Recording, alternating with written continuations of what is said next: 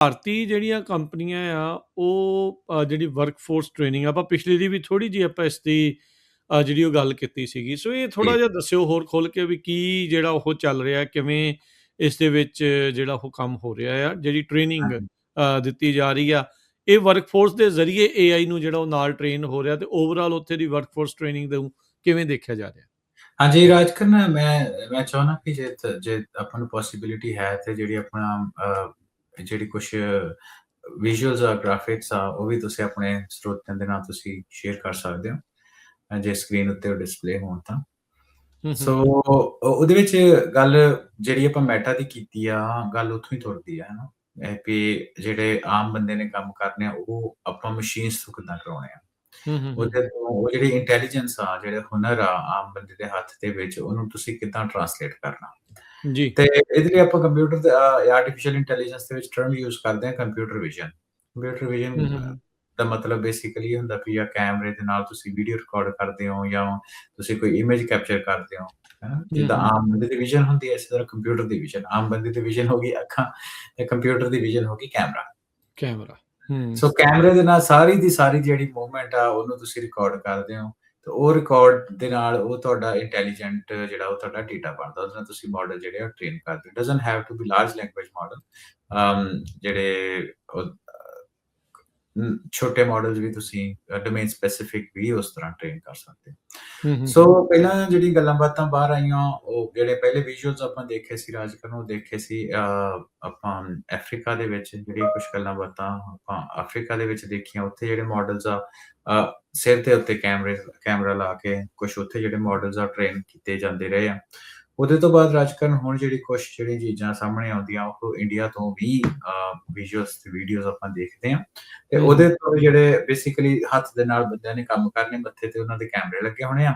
ਉਹ ਕੈਮਰਾਜ਼ ਦੇ ਨਾਲ ਜੋ ਹੱਥ ਦੇ ਨਾਲ ਕੰਮ ਕਰ ਰਹੇ, ਉਹਦੀ ਜਿਹੜੀ ਲਗਾਤਾਰ ਰਿਕਾਰਡਿੰਗ ਹੋ ਰਹੀ ਆ। ਹੂੰ ਤੇ ਹੂੰ ਮੈਥ ਲੈਵਲ ਦੇ ਉੱਤੇ over the period of time ਜਿਹੜੀ ਰਿਕਾਰਡਿੰਗ ਆ, ਉਹ ਹੋ ਰਹੀ ਹੁੰਦੀ ਆ। ਤੇ ਉਹਦੇ ਤੋਂ ਤੁਸੀਂ ਇਹ ਆ ਵੀ ਜਿਹੜਾ ਉਹ ਹੱਥ ਵਾਲਾ ਕੰਮ ਕਰ ਰਹੇ ਹੁੰਦੇ ਆ, ਉਹ ਭਾਵੇਂ ਉਹ ਕਿਸੇ ਤਰੀਕੇ ਦੀ ਪੈਕੇਜਿੰਗ ਹੋ ਜੇ, ਜਾਂ ਉਹ ਕਿਸੇ ਤਰੀਕੇ ਦਾ ਕੋਈ ਕਲੀਨਿੰਗ ਦਾ ਕੰਮ ਹੋ ਜੇ, ਜਾਂ ਹੋਰ ਡਜ਼ਨਟ ਮੈਟਰ, ਹਨਾ। ਉਹ ਤੁਹਾਡੇ ਮੱਥੇ ਉੱਤੇ ਜਿਹੜੇ ਉਹ ਕੈਮਰੇ, ਜਿੱਦਾਂ ਤੁਸੀਂ ਡਿਸਪਲੇ ਦੇ ਵਿੱਚ ਦੇਖ ਸਕਦੇ ਹੋ ਨਾ, GoPro ਦੇ ਕੈਮਰੇ ਲੱਗੇ ਹੋਏ ਆ, ਤੇ ਉਹਦੇ ਤੋਂ ਉਹਦੀ ਰਿਕਾਰਡਿੰਗ ਜਿਹੜੀ ਉਹ ਚੱਲ ਰਹੀ ਆ। ਤੇ ਉਹ ਉਸ ਤਰੀਕੇ ਦੇ ਨਾਲ over the period of time ਇਹਨਾਂ ਚੀਜ਼ਾਂ ਨੂੰ ਉਹਨਾਂ ਟ੍ਰੇਨ ਕੀਤਾ ਹੈ। ਹਨਾ। ਸੋ ਸੋ ਮਾਡਲ ਦਿਮਾਗ ਟ੍ਰੇਨ ਹੋ ਰਹੇ ਆ, ਫਿਰ ਉਸ ਆਧਾਰ ਦੇ ਉੱਤੇ ਰੋਬੋਟਸ ਜਿਹੜੇ ਉਹ ਤਿਆਰ ਹੋਣਗੇ। ਬਿਲਕੁਲ ਬੈਕ ਸਾਈਡ ਤੇ ਤੁਸੀਂ ਰੋਬੋਟਿਕ ਆਰਮਸ ਜਿਹੜੀਆਂ ਦੇਖ ਹੀ ਸਕਦੇ ਹੋ, ਹਨਾ। ਸ਼ਾਇਦ ਇੱਕ ਇਹਦੇ 'ਚ ਜਿਹੜਾ ਲਿੰਕ, ਇਹਦੇ 'ਚ ਸ਼ਾਇਦ ਇੱਕ ਵੀਡੀਓ ਵੀ ਹੈਗੀ ਆ, ਤੁਸੀਂ ਜੋ ਵੀ ਲਾ ਸਕਦੇ ਹੋਏ। ਤੇ ਆਪਾਂ, ਹਨਾ, ਇਹ ਤਾਂ ਅਲ ਜਜ਼ੀਰਾ ਦੀ ਰਿਪੋਰਟ ਆ। ਕਾਫੀ ਜਾਣਿਆਂ ਨੇ ਜਿਹੜੀ ਹੈ ਰਿਪੋਰਟਸ ਜਿਹੜੀਆਂ ਉਹ ਛਾਪੀਆਂ। ਸੋ ਇਹ ਬੇਸਿਕਲੀ ਗੱਲ ਇਹ ਹੈ ਕਿ ਹਿਊਮਨ ਨੂੰ ਸਾਹਮਣੇ ਰੱਖ ਕੇ ਜਿਹੜਾ ਦਿਮਾਗ ਵਾਲਾ ਕੰਮ ਆ, ਉਹ AI ਨੇ ਲੈ ਲੈਣਾ। ਜਿਹੜਾ ਫਿਜ਼ੀਕਲ ਵਰਕ ਹੈਗਾ, ਉਹ ਤੁਹਾਡੇ ਰਿਪੋਰਟਸ ਜਿਹੜੇ ਆ ਉਹ ਤਿਆਰ ਹੋ ਰਹੇ ਆ। ਉਸ ਤਰੀਕੇ ਦੇ ਨਾਲ ਉਹਨਾਂ ਇਸ ਕੰਮ ਨੂੰ ਲੈ ਕੇ ਅੱਗੇ ਤੁਰਨਾ। ਸੋ ਫਿਊਚਰ, ਅੱਜ ਕੱਲ੍ਹ ਆਪਾਂ ਬਾਰ-ਬਾਰ ਗੱਲ ਕਰਦੇ ਹਾਂ ਕਿ ਜਿਹੜਾ ਫਿਊਚਰ ਆ ਉਹ AI ਤੇ ਰੋਬੋਟਿਕਸ ਆ। Doesn't matter white collar job ਆ, ਜਾਂ ਉਹ ਦੂਸਰੀਆਂ ਬਲੂ ਕਾਲਰ ਜੌਬ ਆ, ਹੱਥੀਂ ਕੰਮ ਕਰਨ ਵਾਲੀਆਂ। ਡੋਮੇਨ ਦੀ ਗੱਲ ਆ ਵੀ ਕਿਸੇ ਡੋਮੇਨ ਦੇ ਵਿੱਚ AI ਪਹਿਲਾਂ ਆ ਜਾਏਗੀ, ਕਿਸੇ ਦੇ ਵਿੱਚ ਬਾਅਦ 'ਚ ਆ ਜਾਏਗੀ। ਪਰ ਜਿਹਦੇ ਵਿੱਚ ਪਹਿਲਾਂ ਆਏਗੀ, ਉਹਦੇ ਜੇ ਬਿਜ਼ਨਸ ਓਨਰ ਹੈਗੇ ਆ, ਤੇ ਉਹਦੇ ਵਿੱਚ ਆਪਾਂ ਇਹ ਆ ਵੀ ਉਹਦੇ ਵਿੱਚ ਅਗਾਊਂ ਉਹਦੇ ਵਿੱਚ ਲੈ ਕੇ ਤੇ ਆਪਾਂ ਜਿਹੜੇ ਬਿਜ਼ਨੈਸਿਸ ਆ, ਉਹ ਹੈਡ ਆਫ ਕੰਪੀਟੀਸ਼ਨ ਰਹਿ ਸਕਦੇ ਆ। ਸੋ ਇਹ ਆਪਣਾ ਮੋਟਿਵ ਹੁੰਦਾ ਆਪਣੀ ਗੱਲਬਾਤ ਕਰਨ ਦਾ ਵੀ, ਇਹਦੇ ਉੱਤੇ ਹੂੰ ਵੀ ਆਪਾਂ ਲਰਨ ਕਰੀਏ, ਬਿਲਕੁਲ। ਅੰਡਰਸਟੈਂਡ। ਉਹ ਜਿਹੜੀ ਵੀਡੀਓ ਦੀ ਤੁਸੀਂ ਗੱਲ ਕਰਦੇ ਆ ਹਰਵਿੰਦਰ, ਵੀ ਉਹ ਆਪਾਂ ਚਲੋ ਦਿਖਾ ਵੀ ਇਸ ਦੇ ਵਿੱਚ ਦਿੰਦੇ ਆ, ਦੈਨ ਵਿਲ ਨੋ ਬੈਟਰ ਵੀ ਉਹ ਕੀ ਇਸ ਦੇ ਵਿੱਚ ਹੋ ਰਿਹਾ, ਦੈਨ ਵਿਲ ਰਿਅਲਾਈਜ਼, ਤੁਹਾਨੂੰ ਫਿਰ ਪਤਾ ਜਿਹੜਾ ਉਸ ਲੱਗੂਗਾ। ਹਾਂਜੀ। ਸੋ ਬੇਸਿਕਲੀ ਸਾਨੂੰ ਪਤਾ ਹੈ ਇੰਡੀਆ ਦੇ ਵਿੱਚ ਬਹੁਤ ਜ਼ਿਆਦਾ ਜਿਹੜੀ ਆ ਇਨਫੋਰਮਲ ਇੰਡਸਟਰੀ ਆ। ਇਨਫੋਰਮਲ ਦਾ ਹੂੰ ਮਤਲਬ ਇਹ ਆ ਕਿ ਬਹੁਤ ਜ਼ਿਆਦਾ ਜਿਹੜੀ ਲੇਬਰ ਆ, ਉਹ ਕੈਸ਼ ਦੇ ਉੱਤੇ ਕੰਮ ਕਰਦੀ ਆ, ਤੇ ਜਾਂ ਸਮਾਲ ਬਿਜ਼ਨੈਸਿਸ ਆ ਜਿਹੜੇ ਉਹ ਕੰਮ ਕਰ ਰਹੇ ਆ, ਹਨਾ। ਸੋ ਹੂੰ ਬੇਸਿਕਲੀ ਇਹ ਆ ਵੀ ਫਿਊਚਰ, ਹਨਾ, ਆਪਾਂ ਇਹ ਵੀ ਦੇਖਿਆ ਕਿ ਜਿਹੜੇ ਈਲਨ ਮਸਕ ਆ, ਉਹਨਾਂ ਹਿਊਮਨੋਇਡ ਰੋਬੋਟਸ ਦੇ ਉੱਤੇ ਕਿਹਾ ਵੀ ਮੈਂ 10 ਬਿਲੀਅਨ ਹਿਊਮਨੋਇਡ ਰੋਬੋਟਸ ਜਿਹੜੇ ਬਣਾਉਣੇ ਆ, ਯਾ ਰਾਈਟ। ਸੋ 10 ਬਿਲੀਅਨ ਹਿਊਮਨੋਇਡ ਰੋਬੋਟਸ ਜਿਹੜੇ ਆ, ਉਹ ਕੀ ਕੰਮ ਕਰਨਗੇ? ਉਹੀ ਕੰਮ ਕਰਨਗੇ ਜਿਹੜੇ ਹਿਊਮਨਸ ਅੱਜ ਦੇ ਟਾਈਮ ਦੇ ਵਿੱਚ ਕਰ ਰਹੇ ਆ, ਹਨਾ। ਜਿੱਦਾਂ ਹਾਊਸਹੋਲਡ ਚੋਰਸ ਆ, ਪਾਣੀ ਦੇਣਾ, ਕੁਕਿੰਗ ਕਰਨੀ, ਤੇ ਹਰ ਇੱਕ ਕੰਮ ਦੇਖੋ ਘੰਟੇ ਦੇ $2 ਵੀ ਨਹੀਂ ਬਣਾ ਰਹੇ, ਕਿ ਪਤਾ ਨਹੀਂ ਦਿਹਾੜੀ ਦੇ $2 ਵੀ ਜਿਹੜਾ ਉਹ ਇਸ ਦੇ ਵਿੱਚ ਨਹੀਂ ਬਣ ਰਹੇ ਇਹਨਾਂ ਦੇ, ਤੇ ਬਟ ਹਾਂਜੀ ਹਾਂਜੀ ਦਿਨ ਦੇ ₹250 ਉਹਦੇ ਵਿੱਚ ਇਸ ਰਿਪੋਰਟ ਦੇ ਵਿੱਚ ਸ਼ੋ ਕਰਦਾ ਕਿ ਦਿਨ ਦੇ ਵਿੱਚ ਉਹ 250 ਜਿਹੜਾ ਰੁਪਈਆ ਉਹਨੂੰ ਮਿਲਦਾ ਇਸ ਕੰਮ ਕਰਨ ਦਾ, ਵੀ ਤੂੰ ਘਰ ਦੇ ਚੋਰਸ ਕਰ ਤੇ ਨਾਲ ਉਹਦੀ ਰਿਕਾਰਡਿੰਗ ਕਰ। ਸੋ ਦੇਖੋ ਜਿਹੜੇ ਡੇਟਾ ਵਾ ਤੁਹਾਡਾ ਹੈ ਨਾ, ਜਿਹੜਾ ਇੰਟੈਲੀਜੈਂਟ ਡੇਟਾ ਵਾ, ਉਹ ਬਹੁਤ ਆਉਣ ਵਾਲੇ ਟਾਈਮ ਦੇ ਵਿੱਚ ਮਾਡਲਸ ਨੂੰ ਟ੍ਰੇਨ ਕਰਨ ਦੇ ਵਿੱਚ, ਜਿੱਦਾਂ ਤੁਸੀਂ ਚੀਜ਼ਾਂ ਨੂੰ ਜੋੜਨਾ ਕਿੱਦਾਂ ਵਾ। ਦੇਖੋ ਹੱਥਾਂ ਦੀ ਥਾਂ ਦੇ ਉੱਤੇ ਜਿਹੜੇ ਰੋਬੋਟਿਕ ਆਰਮਸ ਆ ਉਹਨਾਂ ਦੀ ਵਰਤੋਂ ਕਰ ਰਹੇ ਆ, ਤਾਂ ਜੋ ਫਿਰ ਉਹ ਬਾਅਦ ਵਿੱਚ ਰੋਬੋਟ ਨੂੰ ਇਹ ਨਾ ਹੋਵੇ ਵੀ ਹੱਥਾਂ ਦੀ ਥਾਂ ਦੇ ਉੱਤੇ ਕਿਹੜੀ ਚੀਜ਼ ਲਾਉਣੀ ਆ। So it's easier for them। ਹਾਂਜੀ, ਉਹ ਜਿੱਦਾਂ ਇਹਦੇ ਵਿੱਚ ਗੱਲ ਕਰ ਹੀ ਰਹੇ ਆ ਕਿ ਉਹਦੇ ਨਾਲ ਦੀ ਨਾਲ ਇਹ ਕਰ ਰਿਹਾ ਵੀ ਅੱਜ ਮੈਂ ਆਹ ਕਮਰੇ ਦੇ ਵਿੱਚ, ਪਰਸੋਂ ਮੈਂ ਦੂਸਰੇ ਕਮਰੇ ਦੇ ਵਿੱਚ, ਚੌਥ ਮੈਂ ਬੈਕਗਰਾਉਂਡ ਚੇਂਜ ਕਰ ਲੈਣੀ। ਸੋ ਡਿਵਰਸ ਜਿਹੜੇ ਸਿਨੈਰੀਓਜ਼ ਹੈਗੇ ਆ ਉਹਦੇ ਵਿੱਚ ਉਹਨੂੰ ਕੈਪਚਰ ਕਰ ਰਹੇ ਆ। ਕਿ ਹੁਣ ਖਾਸ ਤੌਰ ਦੇ ਉੱਤੇ ਰਾਜ ਕਰਨ, ਚਲੋ ਇੰਡੀਆ ਜਾਂ ਸਾਊਥ ਏਸ਼ੀਆ ਜਾਂ ਜਨਰਲ ਏਸ਼ੀਅਨ ਕੰਟਰੀ ਦੇ ਵਿੱਚ ਲੇਬਰ ਦੀ ਅਜੇ ਉਸ ਤਰੀਕੇ ਦੇ ਨਾਲ ਆਪਾਂ ਨੂੰ ਪ੍ਰੋਬਲਮ ਨਹੀਂ ਹੈਗੀ, ਪਰ ਜਿਹੜੇ ਵੈਸਟ ਦੇ ਵਿੱਚ ਇੱਥੇ ਲੇਬਰ ਬਹੁਤ ਜ਼ਿਆਦਾ ਮਹਿੰਗੀ ਆ। ਸੋ ਉੱਥੇ ਡਿਮਾਂਡ ਬਹੁਤ ਜ਼ਿਆਦਾ ਹੈਗੀ ਇਹਨਾਂ ਚੀਜ਼ਾਂ ਦੀ, ਹਿਊਮਨਆਇਡ ਰੋਬੋਟਸ ਦੀ। ਪਰ ਇਵੈਂਚੁਅਲੀ ਜਿੱਦਾਂ ਪੂਰੀ ਦੁਨੀਆ ਦੀ ਜਿਹੜੀ ਪੋਪੂਲੇਸ਼ਨ ਆ ਉਹ ਘਟਦੀ ਪਈ ਆ, ਉਹਦੇ ਵਿੱਚ ਫਿਰ ਕੀ ਹੋਊਗਾ ਕਿ ਇੰਨੇ ਕੰਮ ਕਰਨ ਨੂੰ ਬੰਦੇ ਨਹੀਂ ਰਹਿਣੇ। ਫਿਰ ਜਿਹੜੇ ਇਸ ਲਈ ਜਿਹੜੇ ਬਿਜ਼ਨਸ ਮਾਡਲਸ ਆ ਈਲਨ ਮਸਕ ਵਗੈਰਾ ਲਾ ਕੇ ਆ ਰਹੇ, ਕਿ ਜਦੋਂ ਬੰਦੇ ਦੁਨੀਆ ਦੇ ਵਿੱਚ ਬਹੁਤ ਜ਼ਿਆਦਾ ਘਟ ਜਾਣੇ, ਤੇ ਜਿਹੜੇ ਹੈਲਪ ਐਂਡ ਸਪੋਰਟ ਕਰਨ ਦੇ ਵਿੱਚ ਆਪਣੇ ਜਿਹੜੇ ਹਿਊਮਨਆਇਡ ਰੋਬੋਟਸ 10 ਬਿਲੀਅਨ ਹਿਊਮਨਆਇਡ ਰੋਬੋਟਸ ਜਿਹੜੇ ਤੁਹਾਡੇ ਲਈ ਕੰਮ ਕਰਨਗੇ। ਐਗਰੀਕਲਚਰ ਤੋਂ ਲੈ ਕੇ ਹਾਊਸ ਕਲੀਨਿੰਗ ਤੋਂ ਲੈ ਕੇ ਕਲੀਨ ਰੂਮ ਦੇ ਆਪਰੇਸ਼ਨ। ਮੈਂ Harvinder personally I don't believe this thing. ਮੈਂ ਦੇਖੋ ਵੀ ਇੰਨੀ ਪਾਪੂਲੇਸ਼ਨ ਘਟ ਜਾਣੀ ਵੀ ਇਹ ਦੁਨੀਆ ਕੰਮ ਹੀ ਨਹੀਂ ਕਰ ਸਕੂਗੀ। ਜਦੋਂ ਕੰਮ ਨਹੀਂ ਹੋਇਆ ਕਰਨ ਨੂੰ, ਫਿਰ ਉਸ ਤੋਂ ਬਾਅਦ ਹੋਣਾ ਕੀ ਆ ਲੋਕਾਂ ਦੇ ਨਾਲ, ਜਾਂ ਲੋਕਾਂ ਨੇ ਕਰਨਾ ਕੀ ਆ।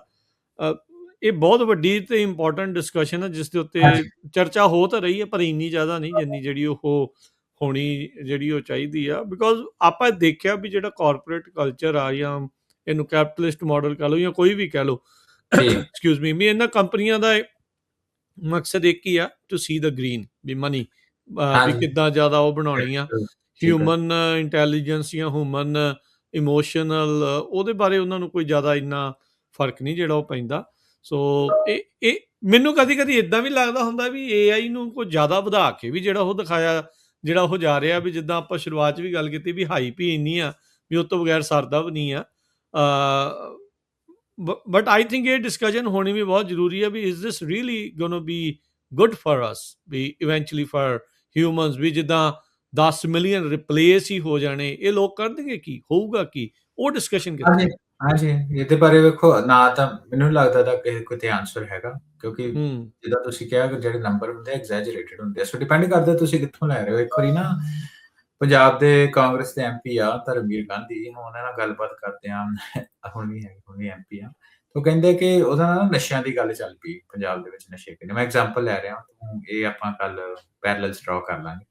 ਆਪਾਂ ਕਿਹਾ ਵੀ ਯਾਰ ਪੰਜਾਬ ਦੇ ਵਿੱਚ ਬਾਕੀ ਇੰਨੇ ਨਸ਼ੇ ਹੈਗੇ ਕਿ 80-90% ਲੋਕ ਜਿਹੜੇ ਉਹ ਨਸ਼ੇ ਕਰਦੇ ਆ, ਤੇ ਦੂਸਰੇ ਪਾਸੇ ਅਕਾਲੀ ਦਲ ਦੀ ਸਰਕਾਰ ਹੁੰਦੀ ਹੈ, ਉਹ ਤੋਂ ਬਾਅਦ ਉਹਨੇ ਕਹਿੰਦੇ ਵੀ ਨਹੀਂ ਯਾਰ ਪੰਜਾਬ ਨੂੰ ਬਦਨਾਮ ਕਰਦੇ।